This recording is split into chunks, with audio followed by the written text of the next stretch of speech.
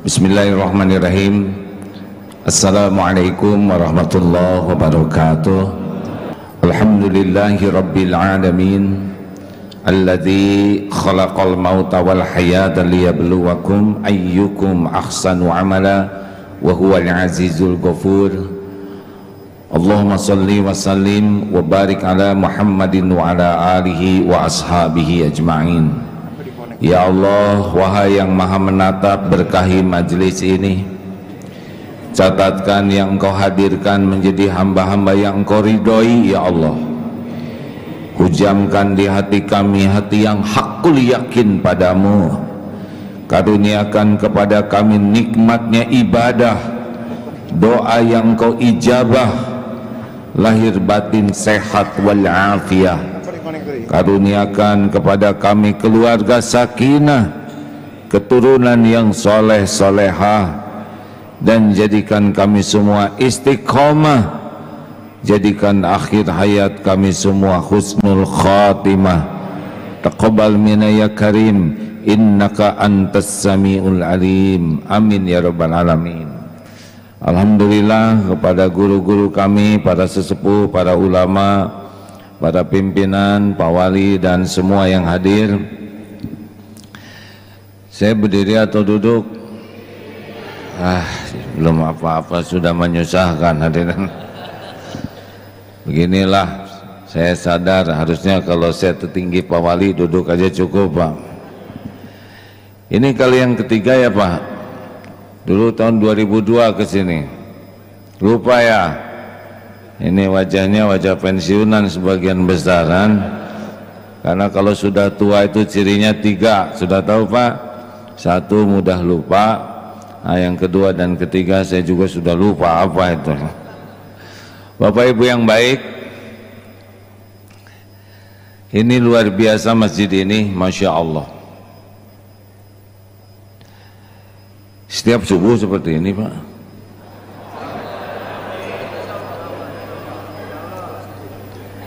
Subuh itu beda dengan waktu-waktu lainnya. Kalau sholat isya berjamaah, sholat berjamaah di masjid itu pahalanya 25-27 kali lipat. Jadi kalau Bapak Ibu sholat di rumah terus, ada yang menyebut Bapak ini sebagai pria solehah ya. Ke masjid, setiap langkah ke masjid menggugurkan dosa. Langkah lain ngangkat derajat, makin jauh dari masjid makin besar pahalanya. Sholat isya berjamaah pahalanya Pak seperti yang separuh malam sholat terus menerus. Jadi Bapak sholat isya jamaah istiqomah, separuh malam dianggap sholat terus menerus. Sholat subuh berjamaah pahalanya sepanjang malam dianggap sholat terus menerus. Jadi luar biasa. Makanya sholat isya lebih berat dari sholat yang lain, dan yang paling berat adalah sholat subuh. Jadi kalau kita istiqomah sholat jamaah meninggal malam hari, mudah-mudahan seperti meninggalnya sedang sholat. Tapi itu dia, ke masjid itu perjalanan terjauh katanya Pak. Ada yang kuat jogging 10 km kuat, bersepeda 50 km kuat, ke kantor puluhan kilometer kuat, jalan-jalan ke luar negeri ribuan kilometer kuat, tapi ke masjid 50 meter tidak kuat. Kenapa? Nunggu digotong katanya Pak oleh tetangga. Ingin di depan imam katanya. Itu kan jenazah. Makanya Bapak Ibu, ke masjid ini harus seperti ikan dengan air.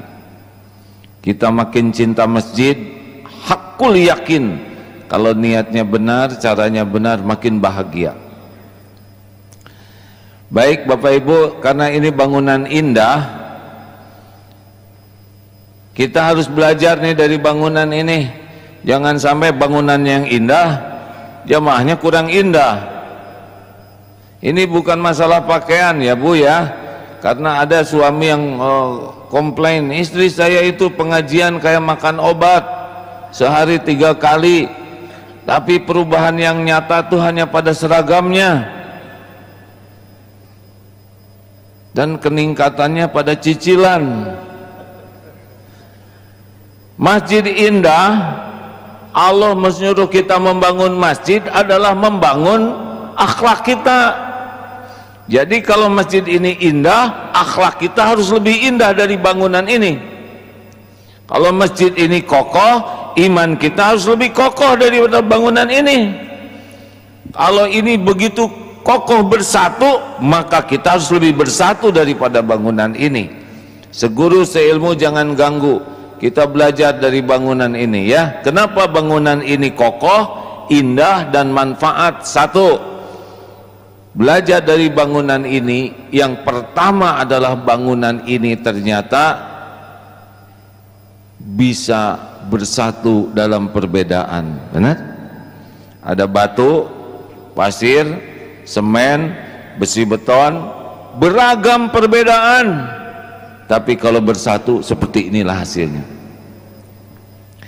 Jadi jamaah sekalian, yang harus kita latih pertama di masjid ini supaya akur adalah bijak terhadap perbedaan. Umat Islam alhamdulillah ya, tetapi kalau emosional menyikapi perbedaan, tidak ada apa-apanya kita ini. Ini lihat bangunan ini beda-beda ini, tapi karena dia disikapi dengan tepat, maka perbedaan itu jadi sesuatu yang luar biasa. Benar atau benar? Sejarah perbedaan itu sudah ada. Nabi Adam dan Siti Hawa, Allah ciptakan kita dari perbedaan. Adam dan Hawa, bukan Adam dan Asep. Jadi LGBT itu ya tidak sesuai sunatullah, itu penyakit yang harus kita bantu supaya pada sembuh ya. Tidak normal karena pasti punah. Oleh karena itulah Bapak Ibu sekalian, kalau melihat perbedaan, ada yang memang bedanya itu secara pokok, ada yang cabang. Kita harus bijak. Bagaimana caranya? Ini begini. Cari dulu persamaannya sebelum kita membahas perbedaan. Contoh tadi di sini kunut. Kunut dengan tidak kunut sama atau tidak?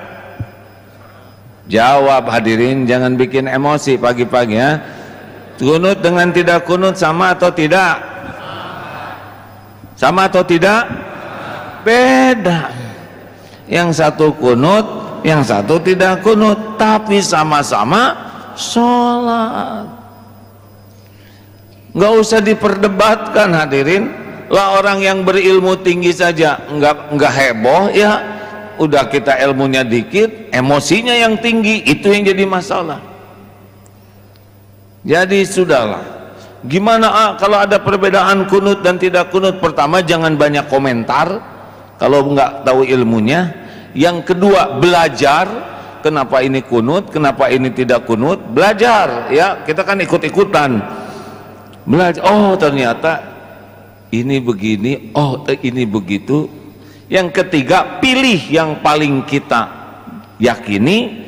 Yang keempat, hormati pilihan yang lain. Udah, nggak usah banyak komentar. Yang punya sorga itu Allah. Jangan sok benar. Kalaupun merasa benar, tidak usah sibuk menyalahkan orang lain. Sampaikan saja, ini yang saya yakini. Hormati. Enak begitu hadirin. Ini saya mendapatkan kisah perbedaan dua ulama besar, Imam Malik dengan Imam Syafi'i. Semoga Allah merahmati keduanya. Ini ulama besar hadirin, dua mazhab ini. Imam Syafi'i muridnya Imam Malik. Ini berkaitan tentang hadis tawakal, yang isinya terjemahnya seandainya lau annakum, seandainya engkau bertawakal haqqat tawakkulih, dengan tawakal yang sempurna, niscaya Allah memberi rezeki sebagaimana burung yang terbang perut kosong, pulang perutnya kenyang. Jadi kalau tawakal itu dijamin. Dalilnya surat At-Tolaq ayat 3, wa may yatawakkal 'alallah fahuwa hasbuh. Imam Malik berkeyakinan bahwa kerjakan saja yang terbaik di tugas yang Allah berikan, nanti rezeki ketemu. Kalau Imam Syafi'i berpendapat harus kerja, jemput rezeki, burung terbang, nanti ketemu. Kisah yang saya dapatkan ini, Imam Syafi'i melihat orang panen anggur, beliau menawarkan, bisa saya bantu? Oh silakan. Akhirnya bekerjalah membantu panen anggur, dan selesai panen diberikan hadiah upahnya anggur. Tuh kan benar, kerja jemput dapat rezeki. Datang kepada gurunya, Syekh, benarkan pendapat saya, bekerja jemput rezekinya dapat nih saya, kalau saya tidak kerja saya tidak dapat anggur ini. Apa kata gurunya? Saya dari tadi sibuk ngajar, selesai ngajar, aduh enak nih kalau mau ada anggur, sekarang datang ini anggur karena dihadiahkan oleh muridnya. Ini gurau tingkat tinggi, hadirin, tidak semua orang ngerti ini. Coba direnungkan dulu ini, kayaknya sebagian nggak begitu paham. Nggak apa-apa, tapi hadirin bebas saja. Mengerti tidak nih? Begitulah ulama besar berbeda pendapat, dalilnya satu, sudut pandangnya dua, dua-duanya bahagia karena jadi benar dua-duanya, ya kan? Ini jemput ke sana, ternyata dihadiahkan dan dapat juga. Beda makom, hadirin, ya. Makin tinggi tingkat tawakalnya, makin terjamin oleh Allah. Beliau sibuk saja ngajar dengan ikhlas, rezeki akan ikut. Nah, inilah para ulama berbeda pendapat, happy, bukan pelotot-pelotot, ambek-ambekan, ya. Jadi yang membuat kita berpecah belah itu sebetulnya bukan perbedaan pendapat, tapi emosi. Tadi terima kasih Imam tadi baca surat Ali Imran 133, 134, ciri orang takwa tadi itu. Di surat Ali Imran 134, ciri orang takwa, alladzina yunfikuna fis sarra'i wad dharra, senang sekali menginfakkan harta dalam keadaan lapang dan sempit. Yang kedua, wal kadhiminal ghaidh, menahan amarah. Yang ketiga, wal 'afina 'anil nas, memaafkan orang-orang. Itu tadi dibacakan. Cuman kita nggak ngerti, ya. Makin panjang bacaan imam, makin banyak yang kita pecahkan masalah-masalah kehidupan. Mikir sarapan apa nanti, begitulah. Lanjut. Makanya kalau ada perbedaan pendapat tentang furu, cabang, khilafiyah, tenang, ya. Belajar, pilih, hormati. Setuju hadirin? Nggak usah marah-marah lah, surganya juga yang menentukan Allah. Jangan-jangan kita udah marah-marah malah nggak ke surga lagi, ya. Ini serius. Perintahnya juga wal kadhiminal ghaidh, jangan marah, bisa menahan amarah. Udah, gimana itu ada yang beda, ada NU, ada Muhammadiyah, sama-sama umat Islam. Lah gimana itu orang Kristen, Katolik, Hindu, Buddha, sama-sama manusia, betul? Sama-sama ciptaan Allah, sama-sama tidak mau disakiti, sama-sama tidak mau direndahkan. Sudah, cari titik persamaan yang membuat kita bisa berinteraksi dengan benar tanpa harus campur aduk. Setuju? Sudah, ya. Kami ada masjid juga pesantren Pak di Perth di Australia. Sekelilingnya non-Islam. Justru kami berlomba-lomba bagaimana tetangga itu bisa merasakan indahnya Islam. Jangan sampai kita malah menjadi sombong karena orang yang non-Islam yang ada di sekitar masjid itu dititipkan oleh Allah kepada yang memakmurkan masjid supaya mereka tahu indahnya Islam. Benar? Bagaimana? Coba kalau kita yang non-Islam, bagaimana kita? Kalau tidak ada orang yang menjadi contoh, tidak ada yang memberitahu dengan baik. Perkara orang jadi Islam atau tidak, yaitu hidayah Allah, bukan urusan kita. Tapi bagaimana perbedaan agama ini membuat kita tampilkan indahnya Islam, kita sampaikan dengan cara yang bijaksana tentang Islam, dan kita doakan supaya Allah memberi hidayah. Sudah, gak bisa apa-apa lagi kita, benar? Tidak usah pakai marah-marah. Halo? Setuju tidak nih? Coba kalau nauzubillah ya, kalau saudara atau kita atau saya lah lahir dari keluarga non-Islam, datang orang Islam galak, sudah bagaimana saya tahu indahnya Islam? Kita sebagai orang Islam melihat perbedaan agama itu untuk menjadi bukti indahnya Islam, rahmatan lil alamin. Dah, gak usah marah-marah ya. Setuju? Jangan marah-marah. Nah, sambil marah. 2. Yang kedua, ternyata ini bahan ini kokoh karena setiap bahan bangunan itu rela ditempatkan pada tempatnya. Ini bahan bangunan ada Pak dulu di toko besi, tapi nggak bisa apa-apa, ya kan? Jadi yang kedua, kata kuncinya itu, udahlah mari kita lakukan seperti bahan bangunan ini, tempatkan diri dengan baik dan lakukan dengan ikhlas. Contoh jantung, dia berdetak tiap saat, berdegup tiap waktu, tapi tidak pernah menonjolkan diri. Jadi manfaat, orang mengakui saya hidup karena ada jantungnya, ya kan? Jangan suka sibuk menonjolkan diri. Yang menonjolkan diri tidak pada tempatnya namanya ambeien, jerawat, bisul, tumor. Nggak ada yang enak. Mau bahagia di sini, udah lakukan yang terbaik, lakukan dan lupakan. Itu yang membuat kita bahagia. Penyakit kita itu adalah suka ingin kelihatan. Ada yang wajar seperti barusan ketua menyampaikan wajar karena laporan ya. Tetapi kalau setiap waktu kita ingin dipuji, dinilai, diketahui, ambeien.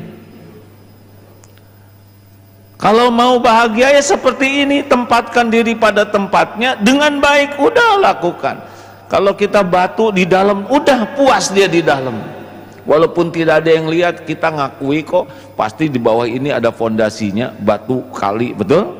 Walaupun kita nggak lihat atapnya, udahlah yakin di atas ada atap.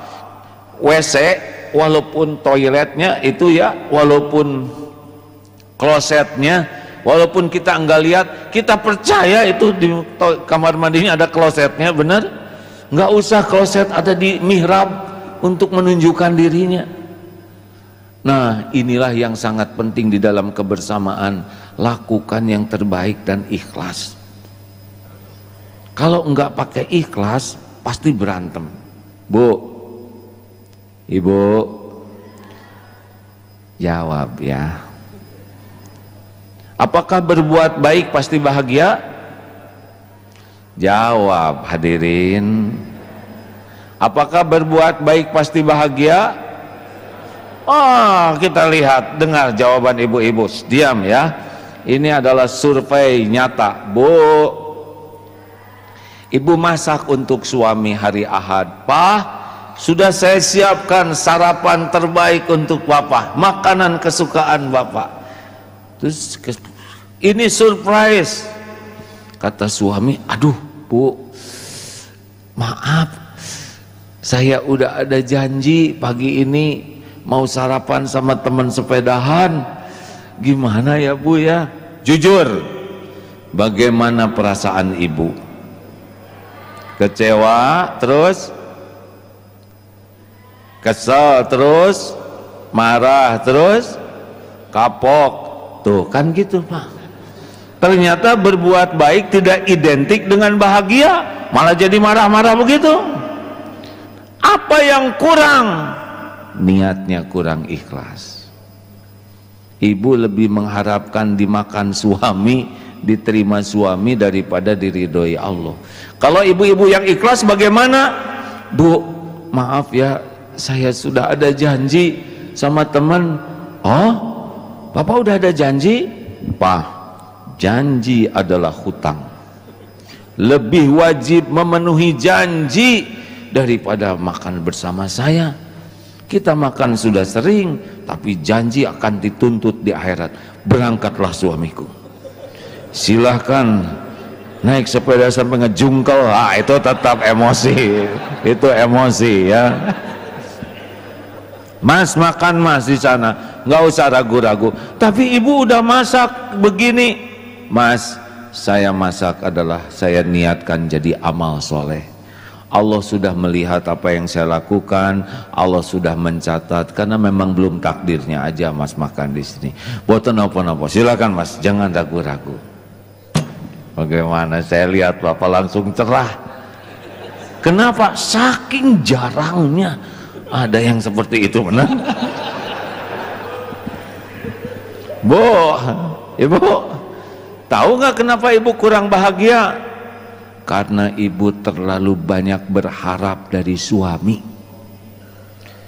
Suami-suami model ini, maaf ya hadirin ya, enggak bisa diharapkan.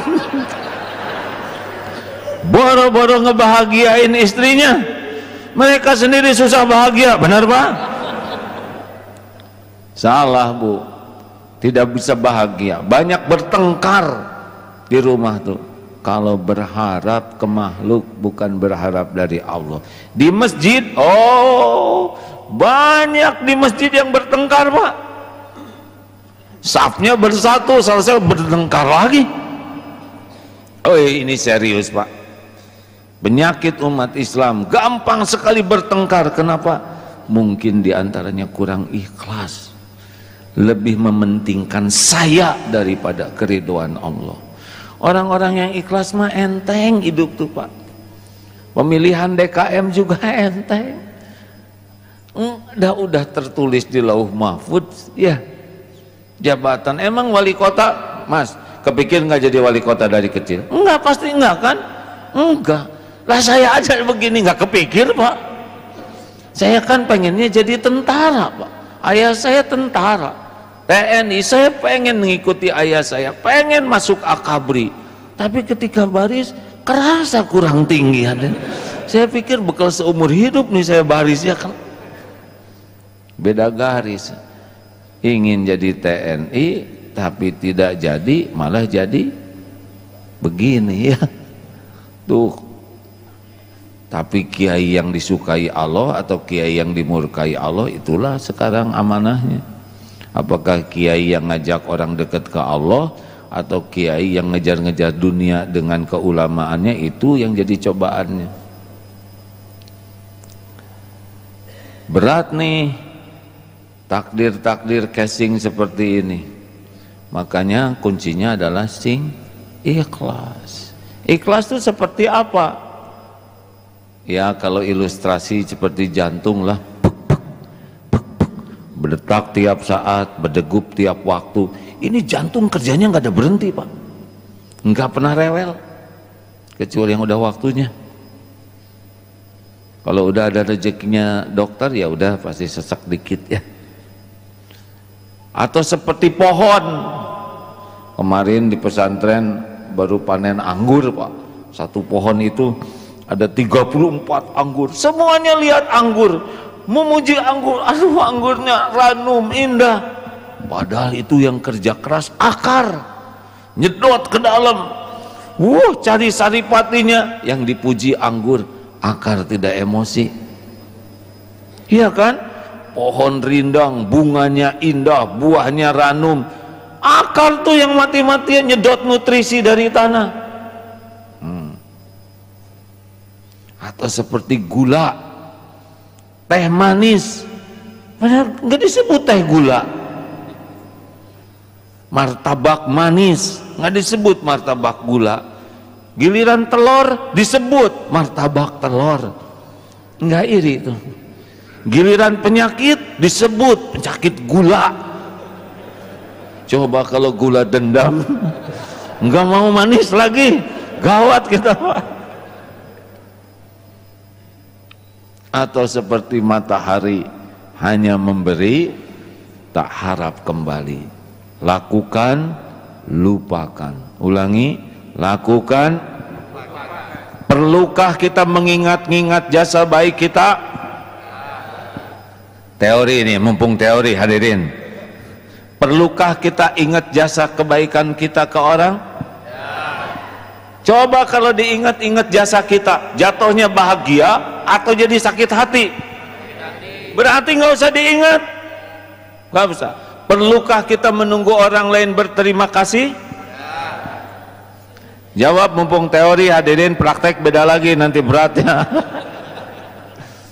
Makin nunggu terima kasih makin sakit hati. Perlukah kita nunggu orang balas budi? Lakukan, lupakan. Fokus, lakukan, lupakan. Nggak diingat, nggak disebut, nggak apa-apa. Allah tidak akan lupa. Sedunia orang tidak tahu, Allah maha tahu. Orang melupakan, Allah tidak pernah lupa. Hal jazaul ihsan illal ihsan. Tiada balasan bagi kebaikan kecuali kebaikan. Dengar, ini saya selalu pengen bukti. Bu, jawab, mudah lembut-lembut, diam aja. Bu, bagaimana? Dengar lelaki ya, ini saya ceramah harus pakai bukti Pak. Dengar, Bu, kalau suami ibu berkata begini, jujur ya, apa yang ibu rasakan? Heh istriku, aku ini suamimu, ha? Saya yang membanting-banting tulang, belum selesai, memeras-meras keringat demi kalian. Ini rumah saya yang bangun, saya yang nyicil, kalian tinggal pakai. Itu makan tiap hari, segala makan saya, itu tetesan keringat saya. Kalian pakai dempul, bulu mata palsu, bulu ketiak palsu, saya yang belikan. Kalian pergi ke sana sini, jalan-jalan, punya tas, saya itu yang belikan. Semua ini dari saya. Jujur Bu, kalau suami nyebut jasanya seperti itu, bagaimana perasaan ibu? Jadi bahagia atau jadi enek? Enek Pak, enek. Ulangi Bu, bahagia atau enek?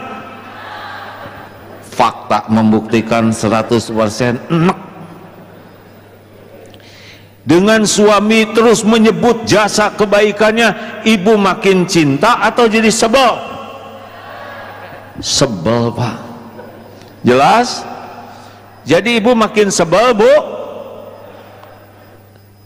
Sama kami juga ya Bu ya. Sudah sunatullah Pak, udah ketentuan Allah. Kalau ada orang yang pamer dengan niat ria, yang dengar itu dibalikan hatinya oleh Allah, jadi enek dan sebel. Karena yang ikhlas itulah yang disukai Allah, yang dihujamkan kepada orang. Yang kalau orang itu ikhlas, kita akan menjadi respect, hormat, cinta. Makanya PDLT, perbaiki diri dan lakukan yang terbaik lillahi ta'ala. Energi kita nggak usah mikirin bagaimana orang menilai, memuji, lewat. Sibuk saja, lakukan yang terbaik lillahi ta'ala. Saya sudah melakukan ini tapi saya tidak dihargai, ya nggak apa-apa. Saya sudah berjuang tapi saya dihina, cengeng. Nabi Muhammad aja yang sempurna segala-galanya, tetap ada yang menghina. tetap ada yang tidak suka, tetap ada yang memfitnah. Apalagi kita yang hina betulan, emang mau diapain? Kita ini dihormatin orang, dengar, kita ini dihormati orang bukan karena kita hebat, bukan karena kita sukses. Kita dihormatin orang karena Allah menutupi aib, dosa, maksiat, kejelekan dan kekurangan-kekurangan kita. Betul? Tuh lihat di media, dibuka dikit nyungsep langsung. Mau sebut hakim agung, buka aibnya jadi hakim hina. Mau pangkat setinggi apapun, kekuasaan dibuka oleh Allah, nyungsep seketika. Kita dihormati karena Allah nutupin aja. Penghinaan orang kepada kita cetek, gak ada apa-apanya dibanding kehinaan kita yang aslinya. Harusnya bersyukur kalau dihina. Kenapa syukur? Karena penghinaannya gak ada apa-apanya. Tuh si bapak itu si banyak omong, itu bukan penghinaan, itu fakta. Bapak harus syukur. Kenapa? Berarti dia nggak tahu bapak banyak hutang, banyak aib, banyak dosa, banyak koreng, bisul, banyak aib kita. Kenapa Agim diundang ke sini? Kenapa bapak ibu mau dengar? Karena Allah nutupin dosa Abdullah Gimnastiar ini. Kalau dibuka bubar, Pak. Makanya nggak usah ingin diperlakukan spesial, nggak ada apa-apanya, biasa-biasa aja. Kenapa jadi pada mikir begini, Mikir ya, bagus. Kenapa bapak dihargai istri? Karena istri nggak tahu kelakuan bapak yang aslinya. Udah benar di sini ini komplek pensiunan ya.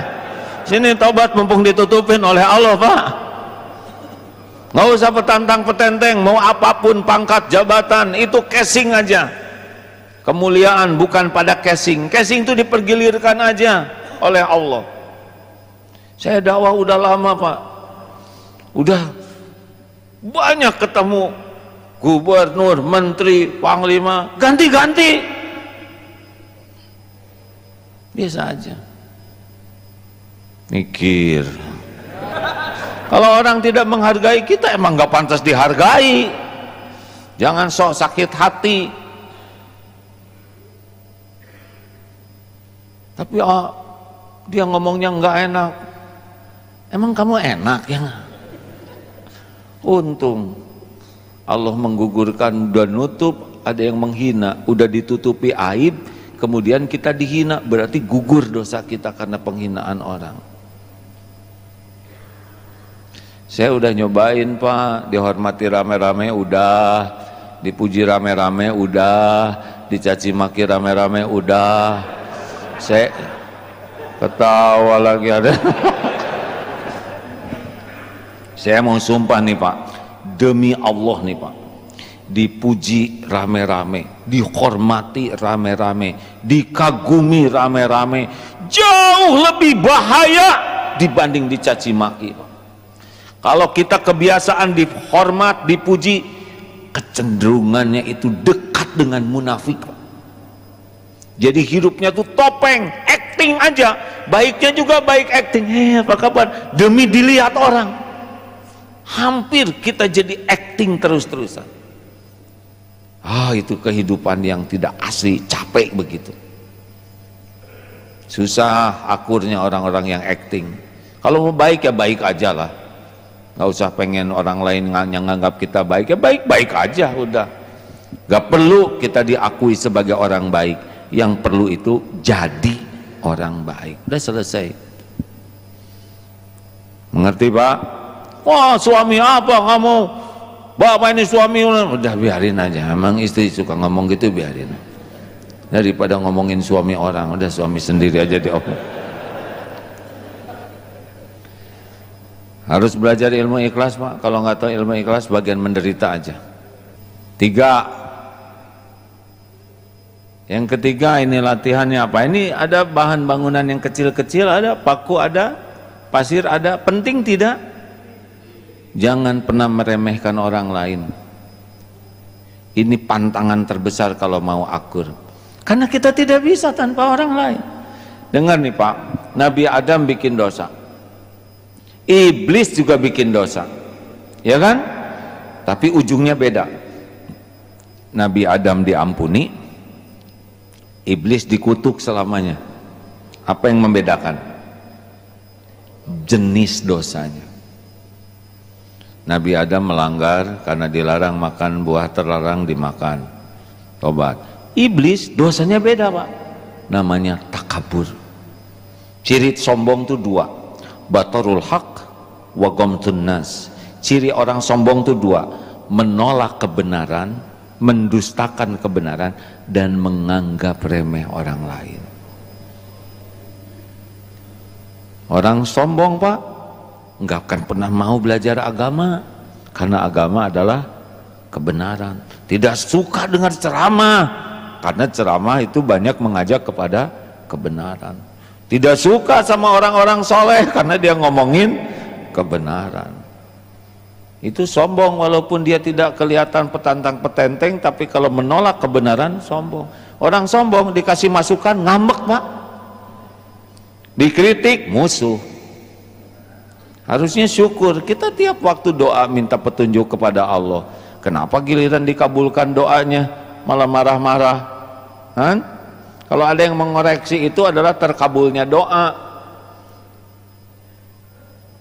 Dan jangan menganggap remeh orang lain. Nih maaf, masjid ini bersih penting tidak? Jawab hadirin, mumpung pertanyaannya enteng. Kalau pertanyaannya coba tafsirkan surat Al-Baqarah, diam. Ini masih sederhana, masih diam juga. Masjid bersih penting tidak? Sing ikhlas jawabannya, itu emosi. Penting tidak? Kalau begitu petugas kebersihan penting tidak?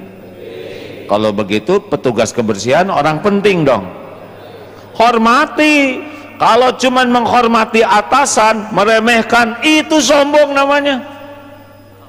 Nih Pak Wali, kalau nanti di kantornya ke Pak Wali Kota, Pak Wali, hormat, karena masih butuh naik pangkat, jadi hormat. Tapi ke bawahannya, hei, kamu yang benar, bersihkan.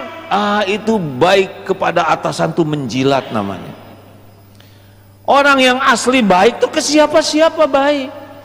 Kantor wali kota bersih itu penting, petugas kebersihan itu orang penting, security itu orang penting. Maka kalau mau hormat, hormat ke semuanya, akur seperti itu. Kalau ngebeda-bedakan, itu rada-rada punten ya, menjilat. Makanya kalau lihat orang pejabat yang baik tuh, pasti dia menghormati ke semua orang, karena dia tahu nggak mungkin kerja sendirian di kantor, ya kan? Coba mungkin nggak wali kota ngebersihin selokan? Nggak mungkin kan? Sekarang selokan mampet yang dimarahin wali kota, benar? Hormati yang itulah Rasul. Bapak tahu nggak Rasulullah SAW begini Pak? Tiap orang jumpa dengan Rasul SAW, pasti pulangnya pikirannya sama. Tahu apa? Rasulullah itu kalau jumpa dengan orang tuh nggak pernah setengah-setengah, full atensinya Pak. Beliau mengasungkan tangan duluan, Assalamualaikum. Rasulullah begini, mengucapkan salam duluan.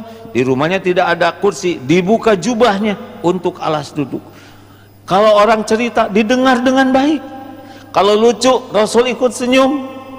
Kalau sedih, Rasul ikut prihatin. Kalau cerita yang mengagumkan, Rasul ikut takjub. Kalau pulang diantar sampai ngebalik, Rasul tidak ngebalik. Ketemunya hanya beberapa menit, tapi orang itu puas. Hatinya mengatakan begini, saya ini pasti orang yang disukai Rasul. Ketiap orang begitu. Ada budak hitam, ditutup matanya dari belakang. Hei, siapa nih? Rasulullah. Ya, saya tidak menganjurkan saudara tiap ketemu orang tuh. Tetapi Rasulullah tuh semua dari yang paling hamba sahaya sampai siapapun diperlakukan sama. Ini yang bikin akur tuh hadirin. Tidak ngebeda-bedain. Hormat ke siapapun, nggak ada ruginya menghormati itu kan. Yang rugi itu pengen dihormati.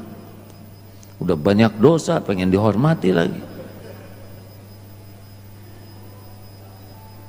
Kenapa tiap saya ngomong dosa langsung pada begini? Maka ayo kita budayakan 5S. Senyum, salam, sapa, sopan, dan santun gitu. Sayang bibir itu ngaplek begitu ya. Mending sedekah ya kan. Tabassumuka fi wajhi akhi laka sedekah. Wajah cerah, senyum tulus bagi saudaramu adalah sedekah. Ya bukan berarti tiap lihat kotak infak tetap diisi ya. Udah jangan suka ngeremehkan siapapun. Kita juga tidak mau diremehkan. Ini contoh terakhir ya, contohnya. Maaf ya, maaf. Bandingkan dengan jempol. Enak mana? Enak tunjuk, enak jempol. Tahu dari mana? Emang udah pernah ngemut jempol saya? Kenapa ini ada rasanya? Bandingkan dengan tangan terbuka, enak mana? Jawab atuh Aneh, ada rasanya. Kena enggak ya? Memang kalau gitu baru kerasanya. Tapi fakta Pak, kenapa ini enggak enak? Karena pada waktu mengeluarkan telunjuk, maaf ya, telunjuk itu biasanya kita keluarkan ketika kita merasa lebih tinggi. Berarti saudara yang ditunjuk lebih rendah, ya kan? Buktinya apa? Buktinya telunjuk ini tidak akan keluar ke atasan. Wali kota, gubernur, apalagi prajurit ya nggak? Komandan, sudah selesai dia karirnya. Kalau ini nggak berani keluar ke atas, kenapa berani keluar ke bawah? Berarti kita merendahkan. Itu sebabnya kita nggak enak. Walaupun kita pangkat biasa, tapi kalau ditunjuk-tunjuk, tetap kita merasa harga kita direndahkan. Kenapa ini enak? Karena di Jawa begini ya, nggak tahu di Medan seperti apa. Kenapa ini paling enak? Karena Rasulullah SAW nunjuknya begini. Ibu-ibu yang baik, silakan sepulang dari acara ini bisa mengambil anggur, apel, dan es krim masing-masing satu keranjang ya. Enak kan walaupun nggak ada mah itu. Dan khusus untuk bapak-bapak ya, silakan segera dilunasi cicilannya Pak. Tetap aja enak pakai begini. Mau ngapain lah petantang petenteng ya kan, dibuka aja oleh aib kita dikit aja hancur kita ini Pak, yakin kita ini tersandera sebetulnya dengan dosa yang kita miliki. Makanya mumpung ditutup tobat.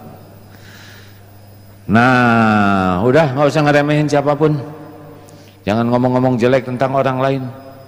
Mau apa? Siapa tahu yang kita omongin itu lebih mulia di sisi Allah daripada kita, ya kan? Siapa tahu sholatnya lebih khusyuk tapi dia jarang tahajud. Siapa tahu lebih berbakti ke orang tua daripada kita.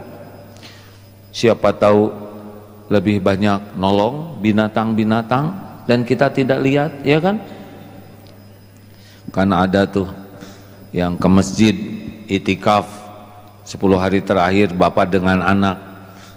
Pas masuk ke masjid kata anaknya tuh, Pak, tuh lihat orang-orang pada tidur begini, katanya itikaf tapi tidur melulu. Menurut bapak bagaimana? Menurut bapak sih bagusan mereka, nah mereka mah tidur nggak banyak omong, nggak kayak kamu bangun ngomongin orang. Nah ini dia, kamu mau bangun ngomongin orang ya, mendingan mereka tidur nggak ngejelek-jelekin siapapun. Ini serius. Ada juga yang nanya gini, Yai, itu tetangga saya, dia rajin ke masjid, Dia suka sholat, tapi pelit banget, gampang ngambek. Tetangga saya satu lagi, dia baik, emang dia baik, suka sedekah, tapi jarang sholat. Gimana Yai? Oh, menurut saya, ini kata kiainya, menurut hemat saya, mudah-mudahan yang sudah rajin ke masjid itu ditolong oleh Allah, nanti bisa jadi lebih dermawan dan lebih sabar. Dan yang itu yang udah baik-baik tapi belum mau ke masjid, ya mudah-mudahan dengan berkah sedekahnya suatu saat dia jadi lebih sempurna, bisa ke masjid. Yang lebih jelek mana yang begitu? Yang jelek mah kita sibuk mikirin kejelekan orang, ya kan. Itu kiainya hebat, nggak nyebut kamu, enggak, kita yang jelek itu. Luar biasa. Kalau nyebut kamu jadi jelek juga nanti kayaknya. Kiainya luar biasa. Yang jelek itu kita. Kita kalau lihat orang lebih fokus kepada kekurangannya. Susah bersatunya kalau sibuk melihat kekurangan. Karena kita nggak mungkin nggak ada kekurangan, benar? Satu, bijak terhadap perbedaan. Yang kedua, lakukan yang terbaik dengan ikhlas. Yang ketiga, jangan pernah meremehkan siapapun. Dan yang keempat ini Pak, kalau mau akur di antara kita ya. Ini beton apa aja bahan bakunya?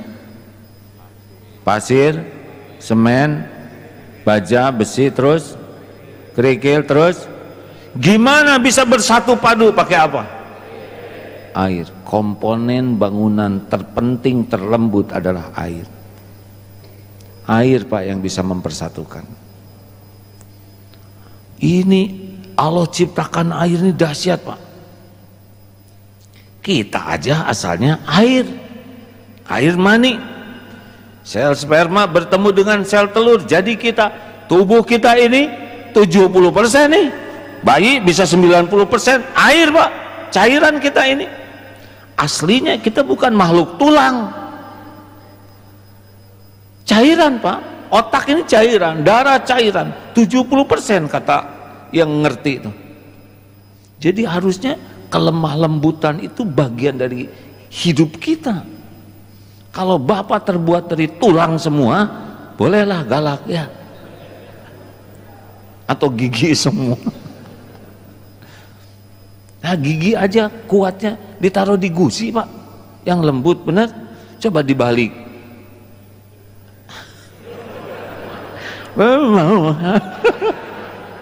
Gimana kalau tulang dulu terus si giginya lembek? Mama mana? Air ini Pak, besi keropos pakai air, benar? Hebatnya api membara padam pakai air. Kota Pak hanyut itu disun oleh Ami, tsunami, air itu, betul. Nah, kekuatan kelembutan itulah Pak yang bisa mempersatukan. Ali Imran 159 ya, a'udzubillahi minasyaitonirrajim, fabimma rahmati minallah lintalahum walau kunta faddan ghalidul qalbi lan faddu min hauli. Halaya, hanya dengan rahmat Allah wahai Muhammad engkau bersikap lemah lembut. Sekiranya engkau bersikap kasar dan berhati keras, lan faddu min haulik, niscaya orang-orang akan menyingkir, menjauh dari sekelilingmu. Fa'fu anhum, maafkan mereka. Wastaghfir lahum, mohonkan ampunan bagi mereka. Udah dimaafkan, minta ke Allah supaya diampuni. Wasyawirhum fil amr, musyawarah dengan mereka dalam urusan itu. Fa idza azamta fatawakkal 'ala Allah. Kalau sudah bulat tekad, Allah yang bisa membulak-balik semuanya. Innallaha yuhibbul mutawakkilin. Sesungguhnya Allah sangat mencintai orang-orang yang tawakal. Pak, janganlah sikap kasar, bengis, ketus. Nggak ada keterangannya harus bersikap begitu, betul? Kita ini dengan siapa kan? Kita beda dengan di Israel, betul? Ini saudara. Nggak usah kita kasar-kasaran, bengis-bengisan. Mau apa? Walaupun katanya ini orang Medan, Medan juga kalau mau bahagia harus punya kelembutan hati. Karena ternyata fabima rahmati minallah, orang yang hatinya lembutlah yang nanti dia akan membuat bisa bersatu. Bapak Ibu yang baik, mudah-mudahan ada hikmahnya ya. Bangunan ini baik, berarti di sini kita akan akur semuanya ya. Nggak ada bertengkar-bertengkar walaupun ada perbedaan. Kemudian kita harus melakukan ini dengan ikhlas, bukan untuk dipuji dikagumi siapapun, dan kita hormati siapapun, betul? Jangan merendahkan, dan marilah kita buktikan dengan kelembutan hati. Jangan emosional, jangan mudah bersikap dan berbuat yang membuat orang lain tidak enak. Al-muslimu man salimal muslimuna min lisanihi wa yadihi. Seorang muslim yang baik, orang lain tidak terganggu oleh lisan dan tangannya. Semoga ada hikmahnya ya. Alhamdulillah, semoga orang mengenal masjid ini bukan hanya keindahan bangunannya, tapi keindahan siapapun yang mengelola dan memakmurkannya. Itu yang paling penting, karena yang ke surga nanti adalah kitanya, bukan bangunan ini. Allah ciptakan bangunan ini supaya kita jadi lebih indah, lebih kuat iman, lebih banyak manfaat. Allahumma salli wa sallim wa barik ala Muhammadin wa ala alihi wa ashabihi ajma'in. Alhamdulillahi rabbil alamin. Ya Allah, Allahumma inna nas'aluka ridhoka wal jannah wa na'udzubika min sakhatika wan nar. Allahumma inna nas'aluka imanan kamilan. Karuniakan kepada kami iman yang sempurna ya Allah. Wa yaqinan shadiqan, keyakinan yang kokoh dan benar. Wa qalban khashian, hati yang selalu khusyuk ingat padamu ya Allah. Wa lisanan zakiran, karuniakan lisan yang selalu basah menyebut namamu. Allahumma inna nas'aluka taubatan nasuhan wa taubatan qoblal maut ya Allah, wa rahmatan indal maut, wa magfiratan ba'dal maut. Allahumma hawwin alaina fi sakaratil maut. Allahumma inna nas'aluka husnal khatimah wa na'udzubika min su'il khatimah. Doa ya Allah yang maha menatap, catatkan jamaah ini menjadi orang yang Engkau muliakan akhlaknya, Engkau berkahi sepanjang hayatnya, Engkau karuniakan husnul khatimah. Jadikan jamaah ini jadi ahlul jannah. Taqabbal minna ya karim, innaka antas samiul alim. Rabbana atina fid dunya hasanah wa fil akhirati hasanah wa qina azabannar. Amin ya Allah ya rabbal alamin. Sallallahu alaihi wasallam.